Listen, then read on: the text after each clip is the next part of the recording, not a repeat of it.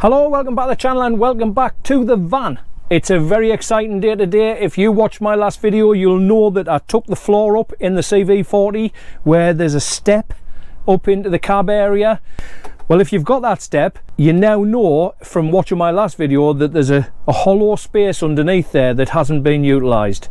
I think it's a great area as sort of a secret storage space if you're carrying valuables. And hey, if you don't want to use it to store your valuables, no problem. You can use it, this storage area, to store anything you want. I'll show you the storage space once it's done. If you haven't seen my last video, what I would do is watch that video and you'll see how I took this flooring out. If you just want to see the space, then great. Watch this video and all will be revealed soon. I've got a friend of mine who's a joiner. Now I've took the floor up, he is going to cut a hatch into the floor to reinstate this storage space. I have had to go out and buy some more cushioned vinyl flooring, it's called now. It's not called lino anymore apparently, it's called cushioned vinyl flooring.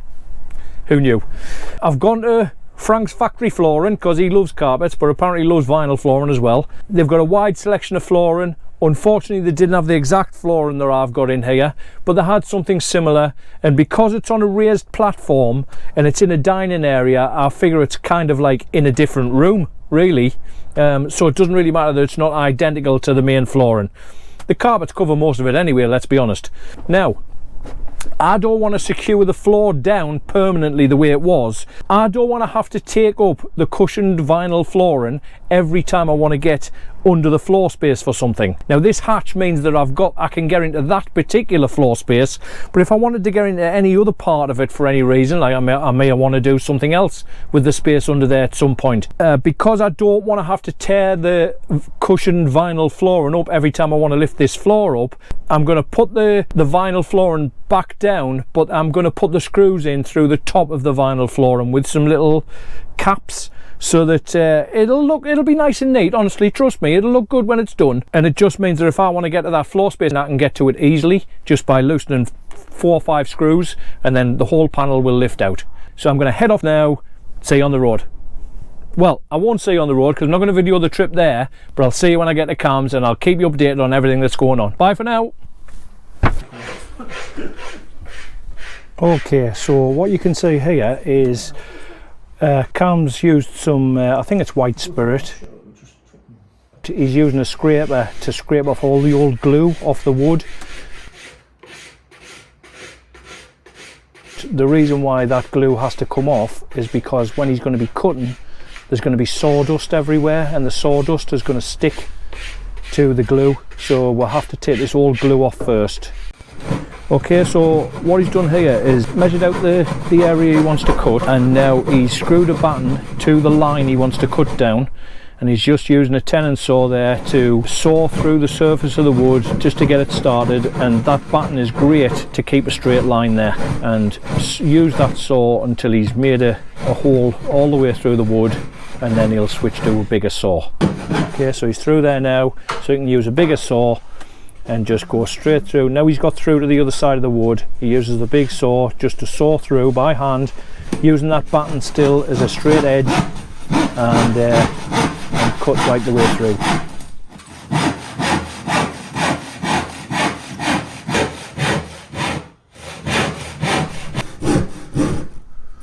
And he's very careful just to make nice neat corners. And then something that didn't even occur to me when he goes up to the edge there, wouldn't have even occurred to me, I would have gone around the other side, but he turns the saw around and saws backwards. Okay, so now he's moved the batten round to the third side, and the process is the same. What he's done is on this third side, here's a top tip from a joiner, is when you do the third side, leave a little bit attached in the top corner.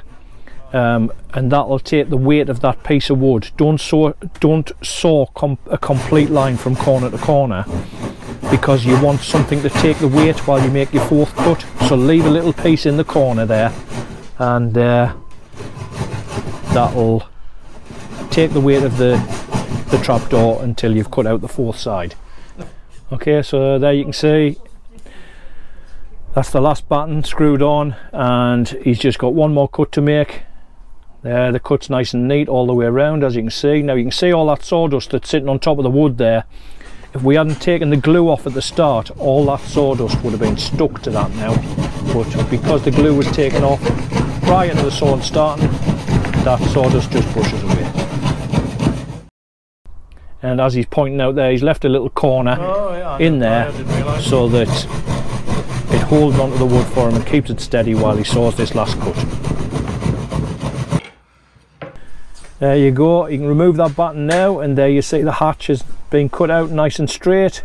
And now he's just going to use a little bit of sandpaper to go around those edges, just to burr off the edges to make them nice and neat, just to make sure that there's no sharp edges, no splinters, anything like that. You can see there's a few raggy edges on the back there that just need rubbing down with the sandpaper. It takes 2 seconds just to rub over, and there you go, the sawdust's just brushing off. Lovely job. And that's lovely, that's exactly what I wanted. There's a nice storage space there in the floor now, and it's now just a case of making the trapdoor fit into the hole and putting some battens underneath to support the weight of the trapdoor, and obviously support the weight of anybody standing on there. And that's what he's doing here now. He's making the battens just out of MDF, and those battens will screw on underneath the floor and it'll hold the trapdoor in place. There's the last 2 pieces going in, and he's countersinking those screws just so nothing snags on them from the inside once it's all turned over and upside down. And that's ready to be screwed into place. Little line of wood glue as usual. He's making sure there's no sawdust underneath, trapped underneath there, that'll stop it seating properly. So a line of wood glue, and then he just on the join there, he's put a little bit of wood glue on each side of the join, and that fits in there nice and snug. And just put the screws in to hold that down. And the last piece going in there now. Nice snug fit. Yep, that's lovely. A little bit of wood glue, line of wood glue on there first, and then he'll put some screws in there now, and that's all held into place. Now he's just using a little hand planer just to plane the sharp edge off there, just to burr that edge so it doesn't dig into anything from the inside. It's nice, it's a nice rounded edge. Okay, so now he's just rubbing over, giving it a final rub over with the sandpaper just to make sure everything's smooth, there's no snagging edges there, there's no sharp edges, no splinters, just to tidy it up.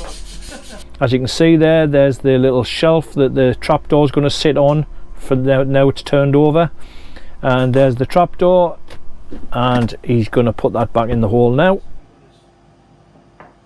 So what's him to do from putting it in like that?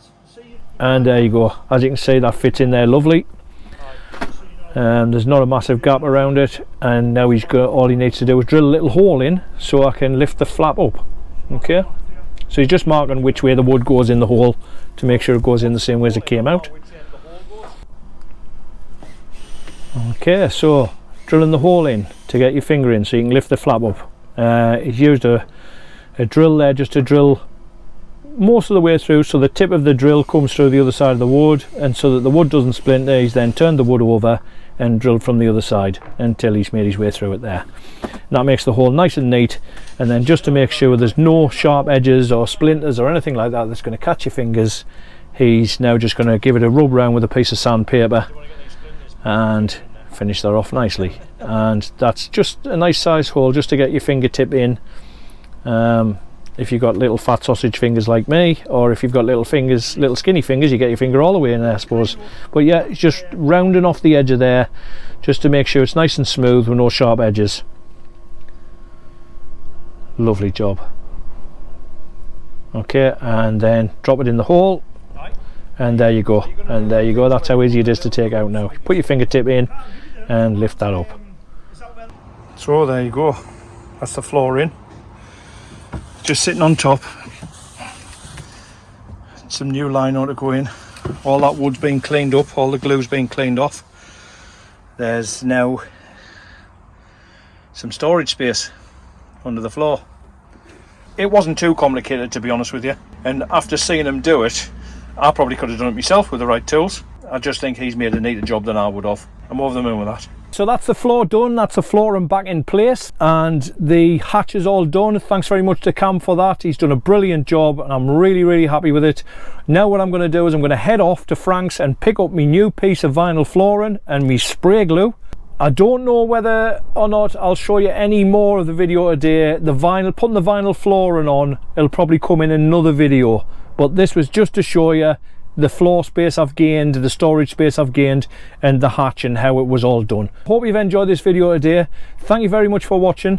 What I would say is if you do enjoy watching my videos, then please subscribe to my channel. It really helps my channel grow. And when I say subscribe, it's not a subscription service that you have to pay for or anything like that. Subscribing is totally free to you, costs you nothing, but it does help my channel out. It helps my channel to grow and it'll help me to keep producing content. Okay, so thank you very much for watching. Please give me a thumbs up if you enjoyed this video or found it entertaining in any way. I really appreciate you watching today, and I'll see you in the next video when I'll be putting the vinyl floor back on top of this floor space. Make sure you tune in for that one, and I'll see you again soon. Thanks for watching. Bye.